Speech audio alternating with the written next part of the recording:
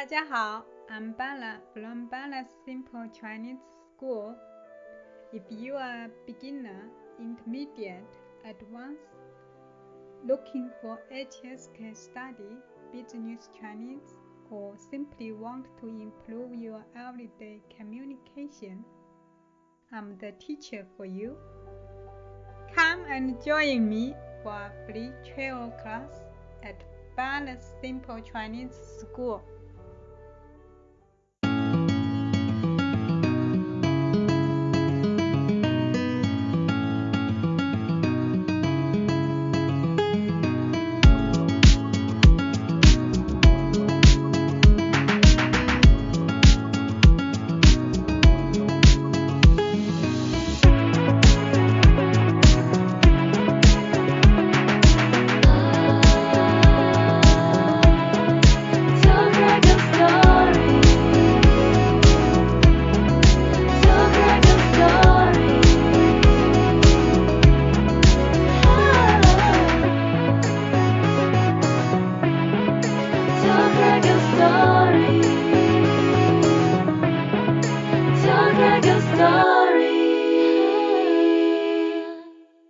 Was it the first time to the UK as well, like with the band? With BAs, it was the first time to England, yeah. Right. So what was that experience like? A whole new crowd? I don't know. He's more pop. The two styles. Had all those hits on the massive record. We were kind of a bit, leather pants, glam rock at that point. So some gigs went over better than others. There was entire crowds that kind of didn't get us. Some of them were a little bit hostile towards us, I would say. Bonn and a few other places. They wanted to see the headline. Yeah. So Bryan Adams had these ticket stubs, had the thing, and then what they do, they'd hold them up with the cigarette lighters. And I'm thinking, oh, great. You got the cigarette lighter. We've got this lighters. Like, how beautiful does this look? There's thousands of people holding up their lighters. What they're doing is going, we're here to see this guy, not you. And it was actually a passive aggression. Wow, I've never heard of that passive before. Aggression sign, yeah. Wow. But anyway, that's cool. We didn't care. We were just on our tour bus, having fun. That was a great tour, and myself and Keith Scott have been good friends ever since. Yeah, right. What were some of the things you got out of that tour, memories that you can think of? Memories. We stole Bryan Adams' encore in Italy. The last tour. We're like, what's he going to do?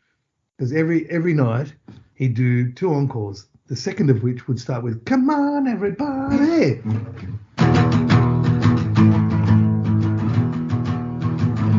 So we'd learnt the song, and on the last night we convinced their people to detain them under the stage while we jumped on, dressed as them, plugged into their amps, and started the song. I think I saw that. In Milan, which was unreal until you get 20,000 people booing it. Who kind of didn't get the joke. Yeah. But we thought we'd had a couple of beers at that point and thought, what's the worst thing they can do? They can't throw us off the tour. Yeah. It's the last night. And the expression on Brian's face when he walks up the ramp, he's like, oh my God, really? So he's pretty. They got up and played and went, very funny. And they get the fuck off. This gig. Watching all of the interviews, I just got that vibe where it was really loose and lots of jokes and lots of laughing, and that's what's been in a band all about, right? Especially with the Baby Animals. It's pretty loose, and there is a lot of laughing. Yeah. I mean, you've got to, when it's not about the hour and a half on stage, it's about the other 22 and a half hours that you spend in the van. Yeah. And if that's no fun, then the stage thing's no fun. So, you try and invest and often when you do go on long tours and stuff, your boredom kind of gets, it's a bit like, I guess it's a bit like being in jail where you invent things to do or invent little languages or dialects or jokes or things. And sometimes record company people would come in and we'd be talking amongst ourselves and they had no idea what we're talking about. Because we've been speaking in this kind of dialect or doing these little gags or whatever, or these little movements or whatever for so long that they'd have no idea what's going on. because it's quite insular, right? Yes. All you have is each other Yeah. in different hotel rooms and things like that. But it develops. And then, did you come back to Australia, or did you go? Then did you go on the Van Halen? After that, we came back to Australia and did some more shows. Yeah. And the second time around, how were the fans? They would have been going bonkers. Second time around, right? It was building. Yeah. Yeah. So how did you react to that? Like all of a sudden, you're a big rock star. Oh, my head swelled beyond belief. Money's coming in. Yeah. Sex, drugs, rock and roll. To thinking that, this is going to last forever. Yeah. It's going to be unreal. Yeah, we're on the home stretch now. We bought houses and actually, no, we didn't buy houses until after the Van Halen tour. And then you got the call to go on the Van Halen tour, Eddie Van Halen. The dream come true. Yeah, so the ultimate. And I've seen videos and pictures of you backstage. So he was pretty kind to come in and interact with you guys after the show, when he's available. Before. Yeah, right. Yeah. Yep, often before and come and because they'd have these ornate band rooms and all these dressing things and we'd have a couple of toilets down the end of the hallway with a couple of tubs of beer and a couple of PV amps. Yeah. And so he'd come and look us up. He'd be like, "Hey, what are you guys doing? Oh, damn it, what do you do?" He'd come and sit down and have a play and have a beer. Often we'd have to leave him there. Yeah, right. Wow. You can sit and play, but we've kind of got to go on. Right.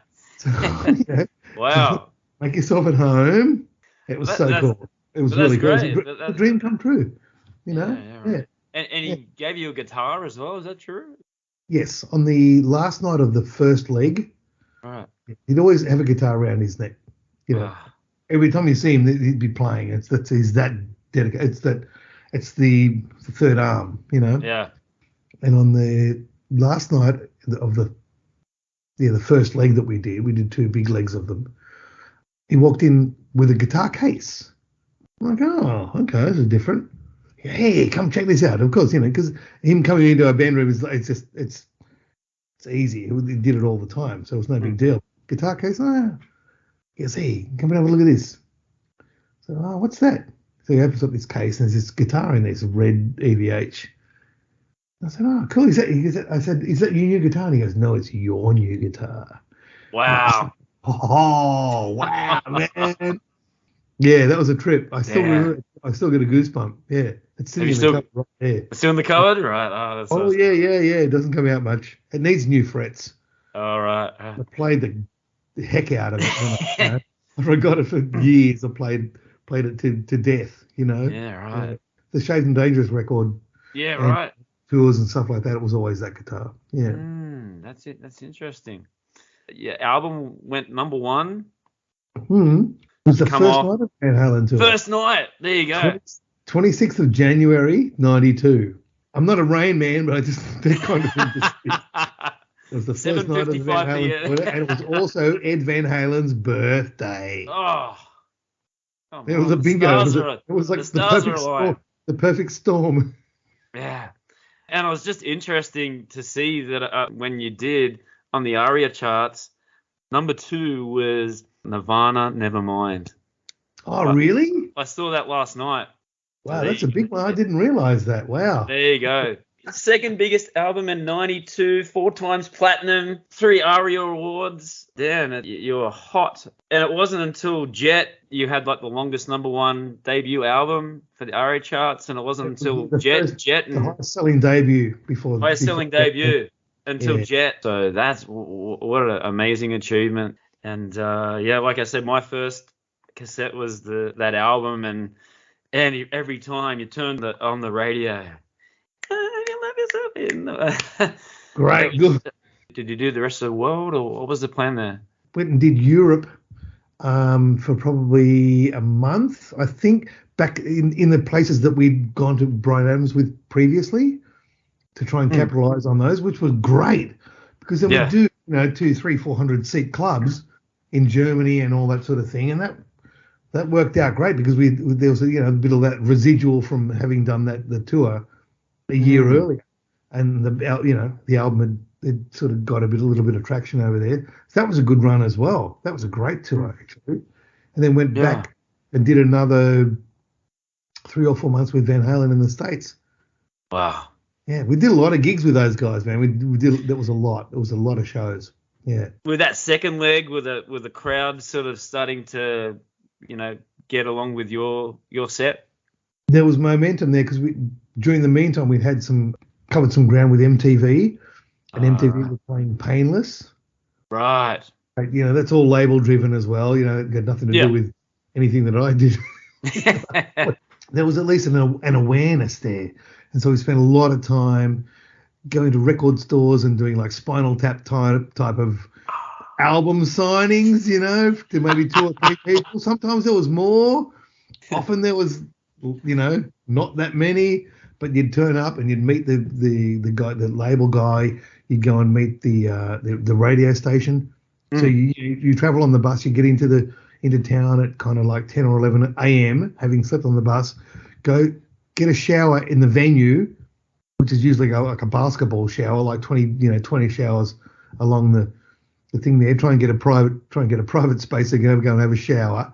Then meet at a place, meet a record company exec who will go and take you to a radio station and a record store and go and do that and do that before. Then you come back, have some lunch, go do sound check. That was a day-to-day thing. That was like, that's how to work a record, Yeah. And be funny, especially on the radio stations where they love the Aussies. Oh, the Aussies are here. Oh, my God. First thing is to say is, can you say tits on the radio? And they go, oh, yeah, oh. Or something like that, it just to break the ice and just set them off, Yeah. So it was good. We got good at doing it. Yeah. Because we had to do it so often. So we developed a bit of a shtick, between myself and Suze and the other boys, with like just how to walk in there and win them over. Right. Away. It became kind of cool. Yeah, it was good. The whole Aussie charm, the accent, come on. The Aussie, exactly. The Aussies are here. I love it. The Aussies are with Van Halen tonight at the Astrodome. David Letterman. You got a chance to go on David Letterman. And I was watching it last night, Painless. And how was it? What was the solo like? Yeah, that's what I wanted to ask. What happened there? Was it your foot pedal or was my amp or something like that? I spoke to a guy the other week who said, "Oh, it wasn't that bad. It was like a country and western thing." I haven't watched it, so I'll probably watch it, when I'm under sedation on my deathbed. It was a really highly traumatic moment for me. But it was just really interesting because they were saying that you had to have a part of the house band. Yeah. So your drummer played acoustic guitar. No, the bass player did. See, the bass player as well. Yeah, I know. He used to get mixed up as well, but it was the bass player at the time. Yeah.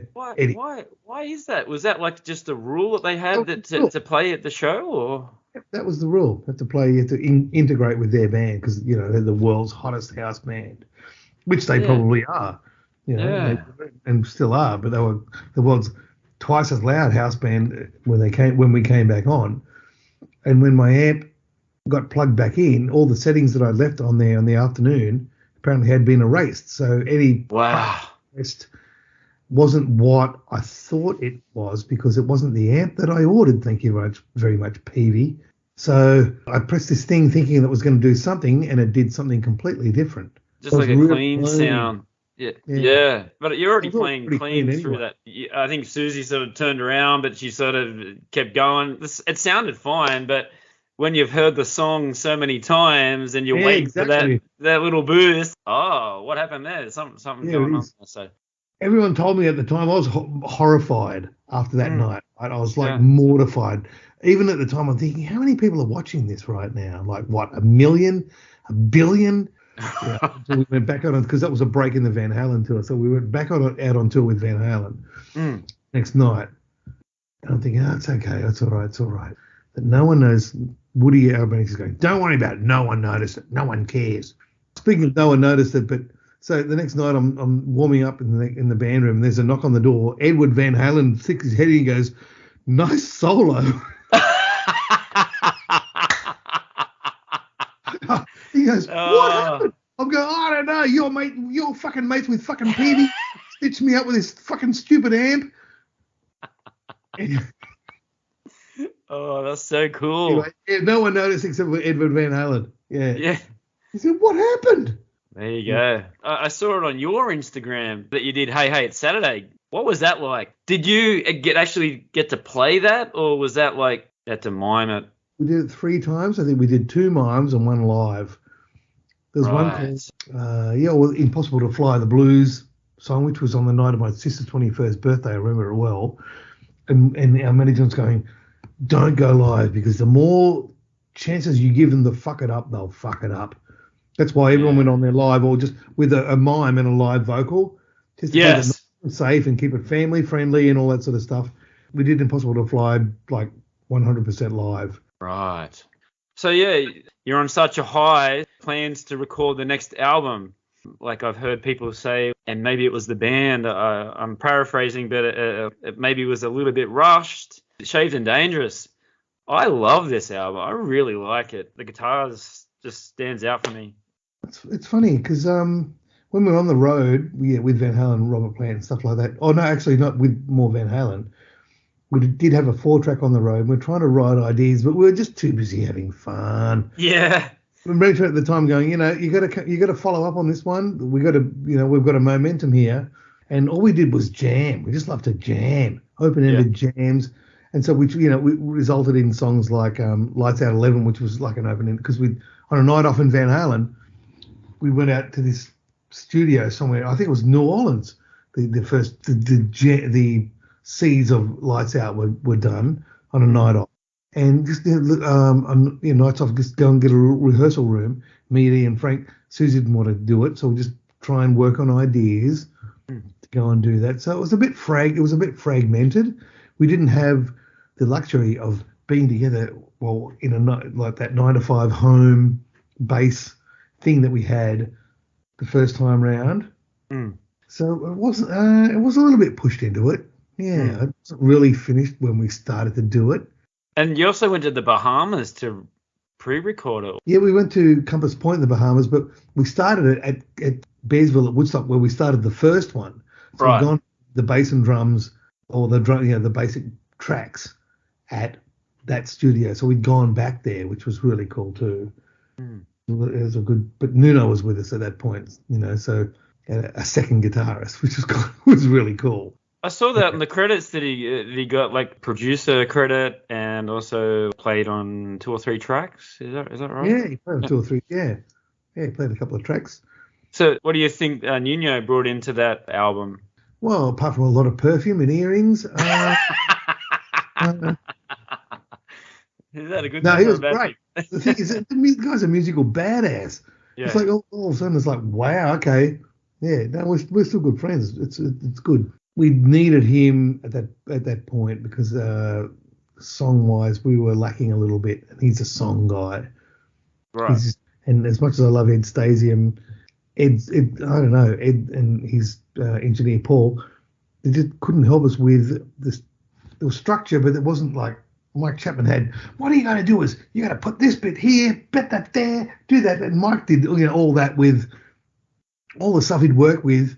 Yes. Whereas Ed kind of, he's probably, if he listens to this, and I'm, okay.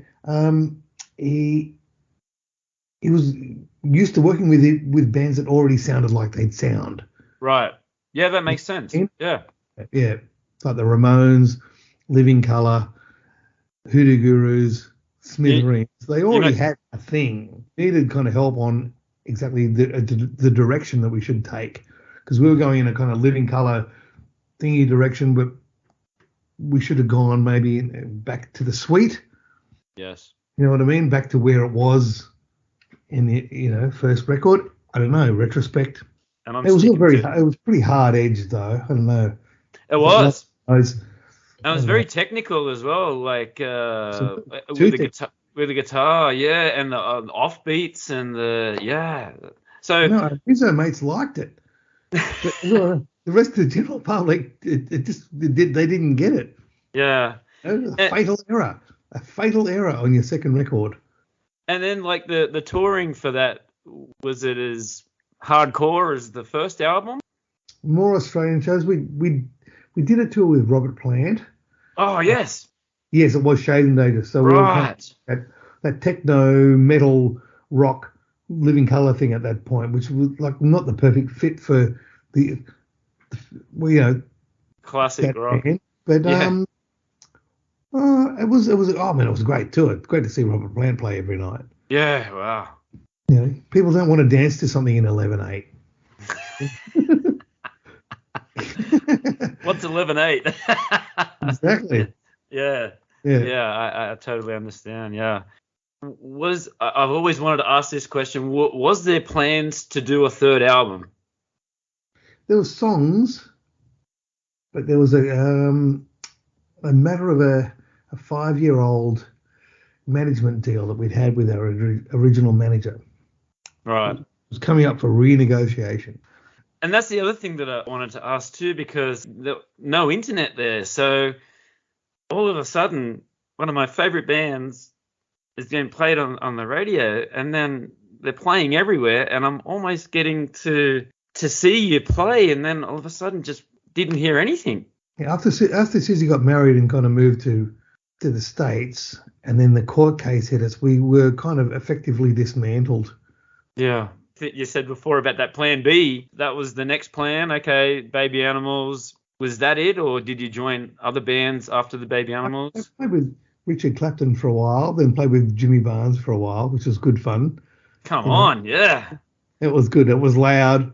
After being in a Chisel cover band before. I know, that was really funny actually. Our first rehearsal, we'd done a couple of his songs, and then I'd said nothing about it previously. Right. I thought, oh, okay, I'm coming in here kind of under the radar. And then it comes to K-San. He looks at me and goes, I think you already know this one, right? I'm like, oh, yeah. Yep. Talk like a story.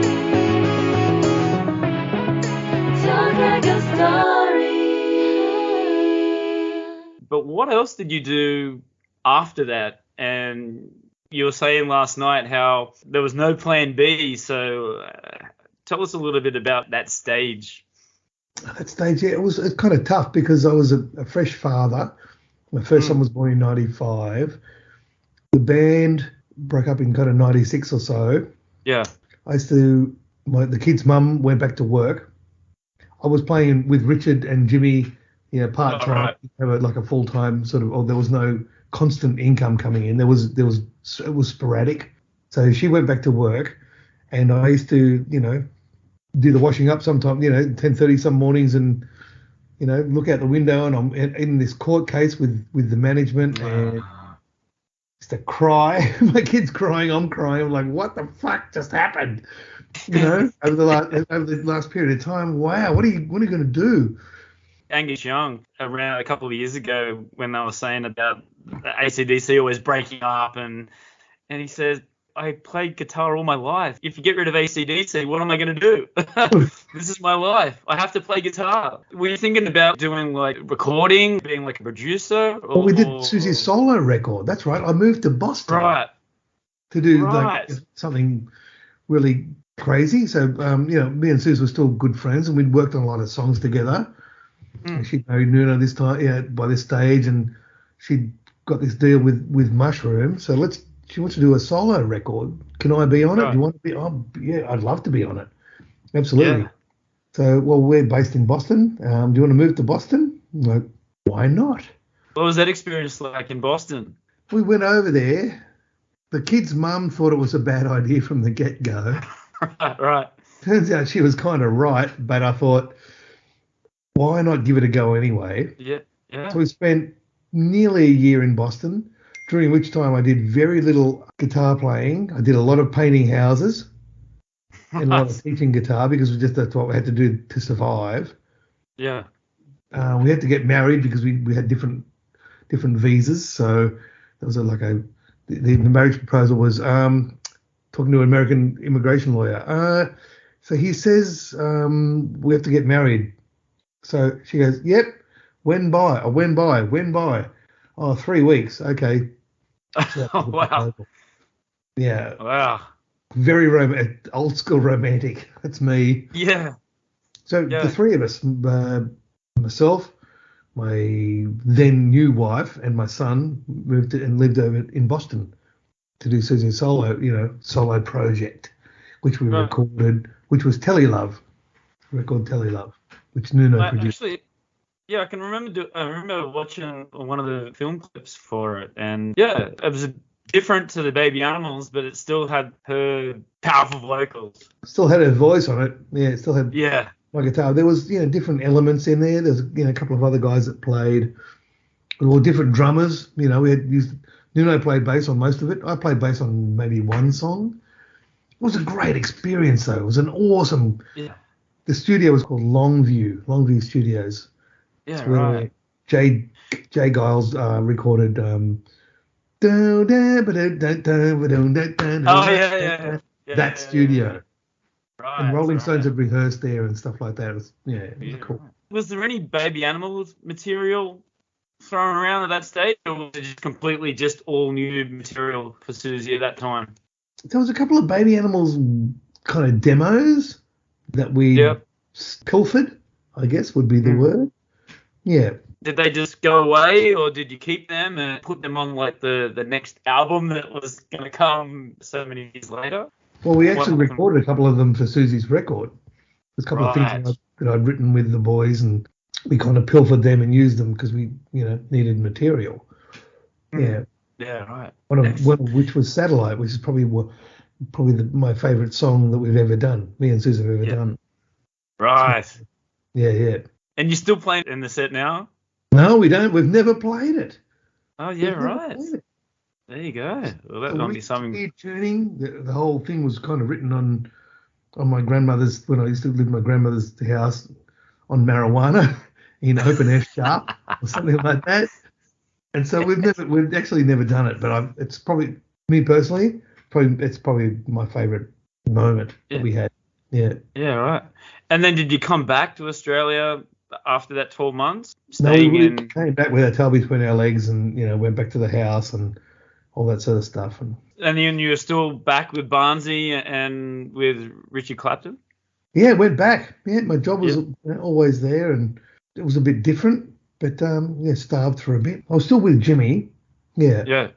And did a recording called Flesh and Heart and Flesh, Blood and Soul, something and something. I don't think it was ever released, but Mark Opitz produced it, and John Farris played drums on it, and myself and Mark McEntee played guitars on it. And that was but I was getting paid by the day at that point. I was just on the payroll, so at least it was a job.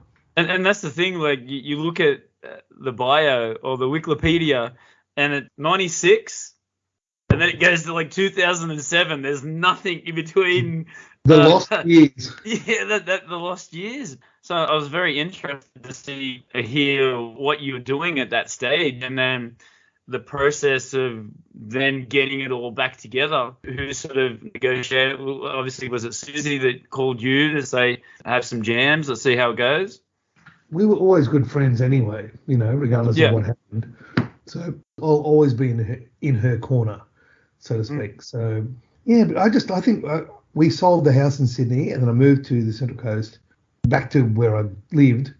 But, when I moved from there, I thought, so long, stink town, I'm never coming back. Next minute, I'm back. You're back.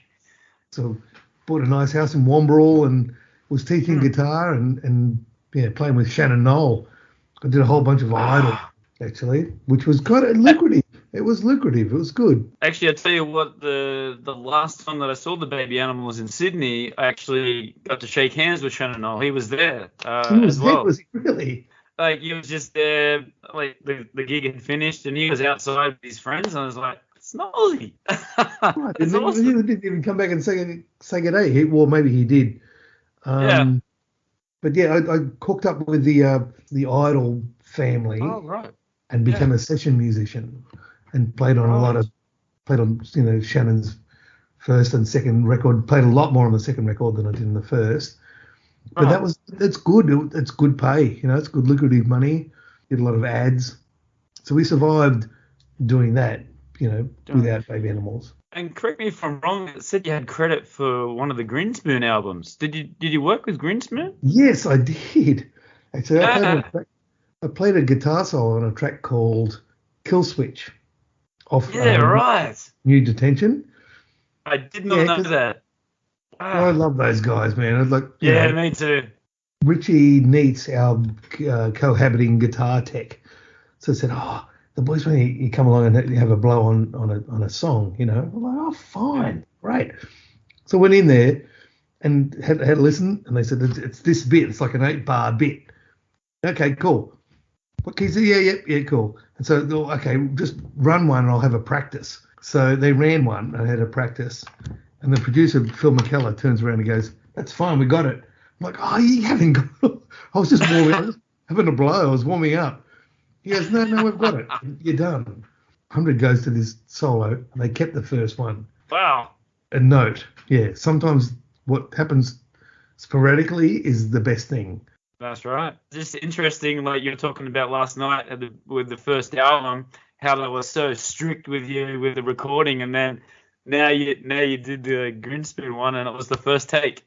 It was a So, blower. And you coming listen to it, around, and you go, yeah, it's a blower. It's good. It matches the theme. It just, it's a high energy thing. I just was going blow. And then all of a sudden, I try to get arty with it, and they're going, no, it's not working, man. Don't go arty. Don't go with your head. Go with your heart. All right, yeah, cool. So 3 days later, we're sitting watching MTV or Channel V or one of those. Oh, probably Channel V. And my son Vaughan, he goes, that guy. I'm like, yeah. They played a Grinspoon track. He goes, I whooped his ass on Tony Hawk's skateboard the other day. He didn't even know who he was or care. Oh, right. You know what I mean? So Yeah. funny. 'Cause, yeah, Vaughan's a dude. My son Vaughan is a dude. And is he playing guitar as well? Is he taking footsteps of the... No, he's in father? finance. He's in finance. Okay. He used to play drums to the point where Mick stepped aside and Vaughan played drums on a couple of Baby Animals songs live. Yeah, right. Yeah, he was really good. And he's got other things going. Yeah. Yeah, right. Jumping very forward, actually, into like maybe a couple of weeks ago, did you play a gig with the Screaming Jets? I did after 30 years. Wow, I got Yeah, my... man, I was nice. Yeah. What have I got? Thin Lizzy. Well, Thin Lizzy, come on. Oh, yes, you win. During one of the, an after show thing, Polly was sitting, comes, oh, mate, Jimmy's got to do a folk gig. You want to step in for one? I'm like, fuck yes. Yes, I do. Yeah. Yeah, it'd be great. It was great. It was a great weekend. Obviously, being like a newie boy, I've seen them so many times. Just love those guys. They just keep rocking. Yeah. It's a great band, and it was really good to be part of that machinery. Completely different appreciation for their songs. Yeah. Did it take you a while to fit in, or was it just one or two jams, away you go? We didn't even rehearse. Oh, really?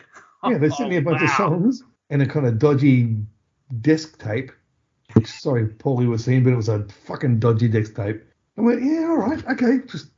Actually, myself and Scotty Kingman caught up a couple of nights before and just doshed out the parts. So who's playing what where? Mine was, I remembered most of it, Yeah. So, and they said, oh, the bits that you don't remember, just make it up. We don't care.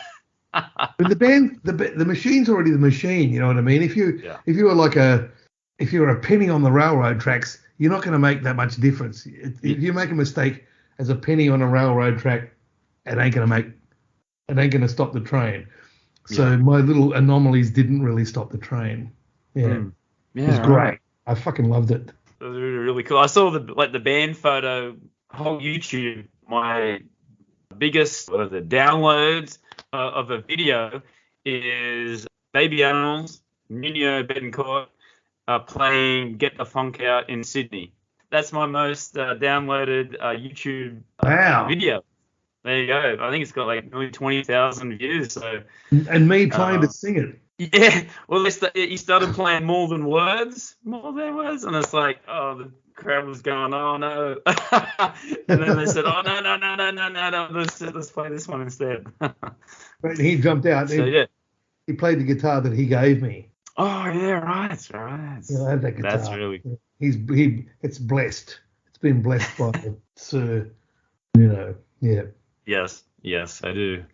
So So you did like an acoustic album, is that right? To get back and bring out a recording. So how did that all come about? 2007. Huge skip. So the lost years. Well, I mean, there was a dad, you know what I mean? I'm teaching guitar, raising kids, doing all that sort of stuff, The other guys didn't want to be a part of it, or is that too touchy They weren't to talk about? invited. Oh, right. Okay. Yeah. All right, so it was just you and Suzi. We recorded in LA because Susie was living in LA at the time. Right. With we recorded with Justin Stanley from Noiseworks. He produced the record. It was a good record. We did 11 songs in 8 days. Sounds like you're having a lot of fun doing that and recording it. Well, the version of Working for the Enemy, the country and western version of Working for the Enemy was really funny with the chickens running through it and stuff. It actually was a lot of fun. It was a lot. Yeah. Haven't listened to that record for a while, but it's a bang. It's good. It's a banger, and it's That you come back to Australia and then you announce that you were gonna play some shows as a part of the Baby Animals. What was that feeling like to be able to get out there and play some shows as the Baby Animals? As the original band? Yeah. Yeah, it was good. Yeah, the chemistry's always good. Yeah. And it didn't take very long to get back together and start just playing the songs? No, we did a rehearsal we went to Perth. I think we started in Perth, from memory. We rehearsed for a couple of days or a couple of nights at a place, and just bang through the songs. Yeah. It's muscle memory, it's muscle memory. Yeah, like riding a bike, right? It's the personality bit's the hard bit. The music bit's fine. It's the other bit. And then you brought out your first album. This is not the end. The highly anticipated for all the Baby Animal fans that waited for so long, and the tour as well. So tell us about the process, like the recording part of it. So This Is Not the End was myself, Suzi, and two other guys, Mick Skelton and Dario Bortolin. So different rhythm section. Yeah. Because what do they bring to the band? Well, it's funny because they brought to the band, their own personalities, of course. So there's no tension anymore. There's no competitiveness. There's none of the stuff.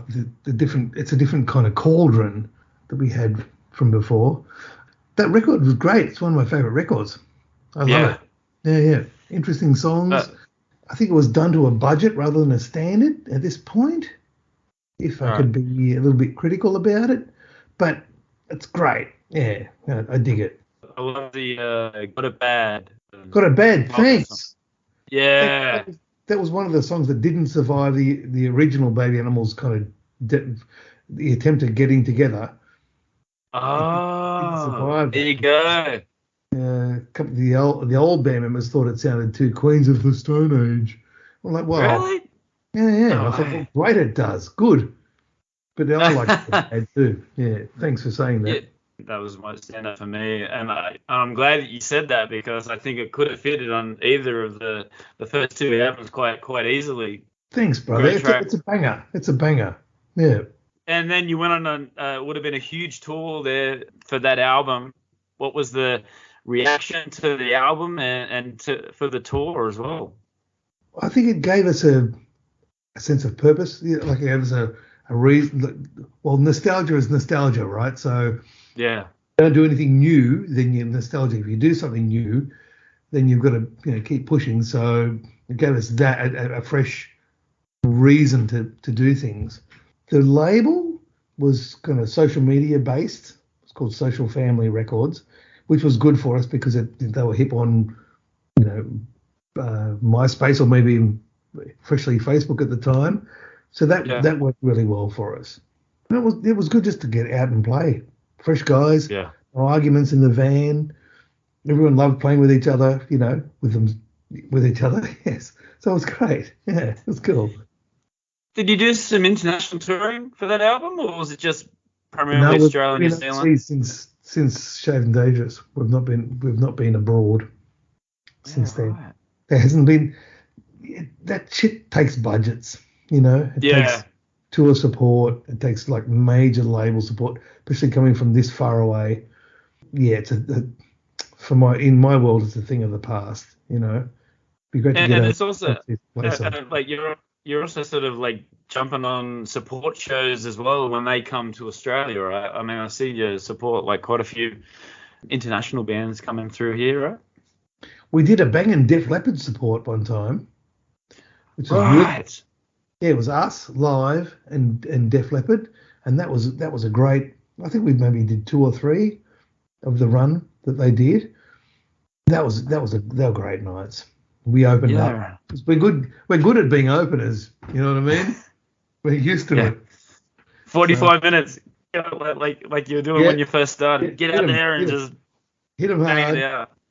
And Yeah. just hang out. And the guys from Live were really cool. I had a really good chat with Chad, the guitar player, on those Oh, nights. right. And even Vivian Campbell. Vivian Campbell came up. Right. I love her. It's sort of just on the side of the stage watching you guys set. Yeah, I know you did, man. I was watching you. Fucking Vivian Campbell, man. It was Yeah. unreal. It's really good. So, what is the future for the Baby Animals? Continue to tour? There talks of like a new album coming out soon. Are you writing new material? Well, that's the hard bit. I live in Melbourne. Suze lives in Sydney. Mick lives in Yeah. Hobart. We're in talks. Right. Talks about doing it. We swap a few ideas over the internet and stuff like that. Susie's got a little, I think it's a Pro Tools or a something or other on her lappy. And I run Pro Tools here, so I send her ideas every so often. But I don't know, we're not as hungry as we used to be. You know, I've got a full-time job now, all that sort of stuff. So, I mean, ideally, if I could afford to be with these guys and play every day, I would absolutely do it. I'd fucking do it in a heartbeat.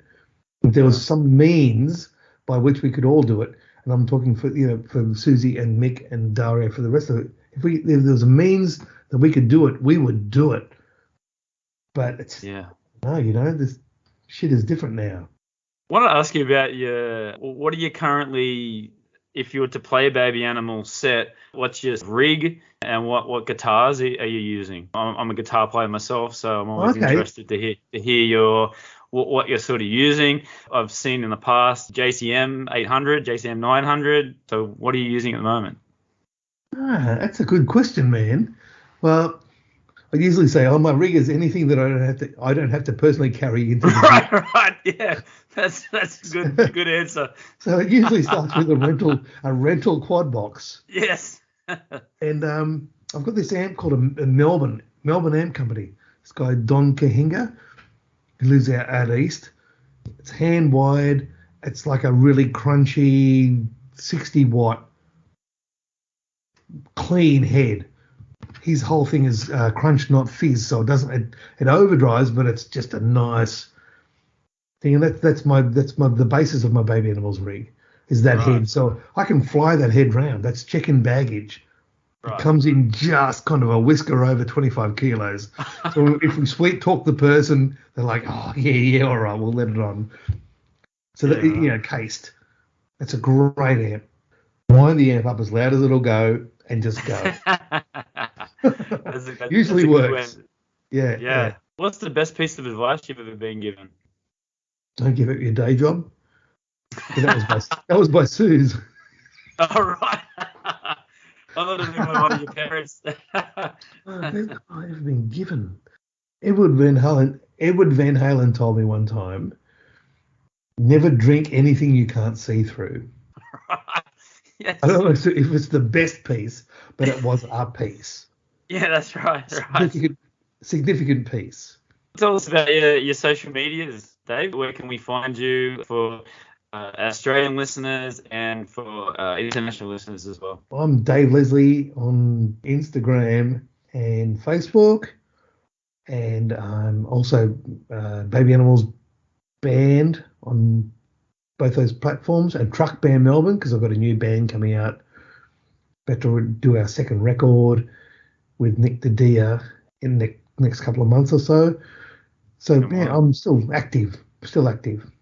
Yeah. Yeah. All right. And to finish off, Dave, I normally finish off by asking just a couple of quick questions. Give me your top 2 or 3 favorite things of all time. Dave, who are your top 3 guitar players of all time? Hendrix, Beck, and Page.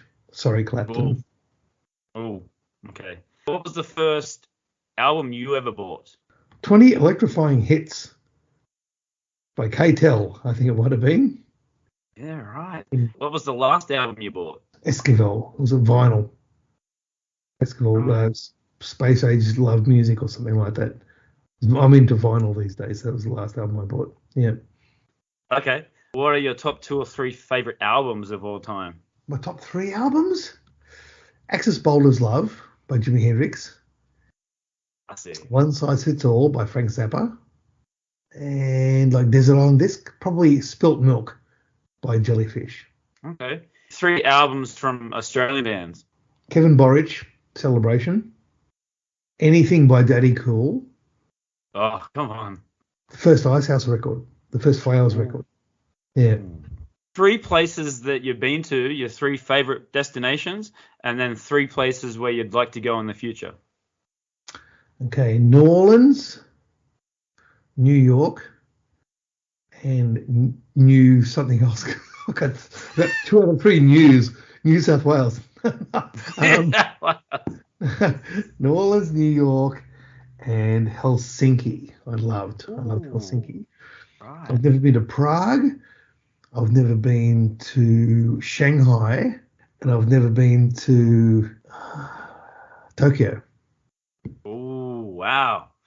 I don't know if you're into books, but do you have 3 favorite books? First one would be Still Life with Woodpecker. Mm. I'm into audiobooks. I love the Flea audiobook. The Right. Flea audiobook was unbelievable because I set it on my little Bose Bluetooth speaker when I'm doing road trips, and it's like Flea narrating his life sitting in your passenger seat. Yes. That's really cool. So that would be my number 2. And another audio was probably Mark Lanigan's. Oh, yeah, all right. I like fantasy, but I like stories as well. Mark Lanigan's it's hard, man. It's a hard read. Last one, Dave. Who is your greatest inspiration/hero and why? All time, Kevin Borich. Borich is my man. Yeah, we're friends. My mum used to go and see him, take me to see him all those years ago. He can play. He can play, that guy. He's like the hero. The guy that I still connect with. Yes. Yeah, that's a tough question. It is a very tough question. Tough question. I mean, my son Vaughn's my hero on certain given days. Right. 3 of my boys are my heroes on any given day. Thank you very much for your time, Dave. I really do appreciate it. I'm chomping at the bit when you replied back to me, and huge Baby Animals fan, and really respect your playing, and you've played with everybody, and continue to do what you're doing, and making people happy, and you're doing all these tours with all different bands, and all the best for the future. Thanks very much, man. Well, I'm sure we'll keep in touch because I'd really like that. Yeah, it was really cool. It was a great experience. Yeah. Hi, I'm Tony Fair, founder of Victorian Grooming Company. Is your beard feeling dry or the skin underneath itchy? Maybe you'd rather soften and tame your beard instead. Our classic collection of beard oils, balms, and soaps will leave your beard looking, feeling, and smelling amazing. And if you prefer shaving, our pre-shave oils and shave soaps will give you a smooth and razor burn-free shave. Handmade in Edmonton with natural ingredients. Visit VictorianGrooming.com.